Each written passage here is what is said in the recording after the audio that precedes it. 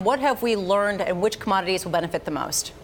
So what we've learned is a mixture of surprises and not surprises. Everyone pretty much figured that soybeans were going to get the main share of the USDA payments that were going to be announced by Labor Day, hopefully with administration in time for the fall's harvest. Some of the numbers were a little bit surprising. The USDA announced $4.7 billion of initial payments to U.S. producers, but they didn't 100% commit to additional payments. Remember, we heard the number $12 billion earlier.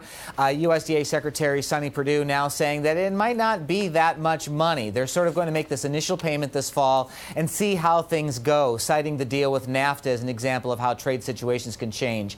After soybeans and their $3.6 billion, the distant second in terms of aid is pork. Pork producers will be getting about $290 million, and then you have cotton with $277 million.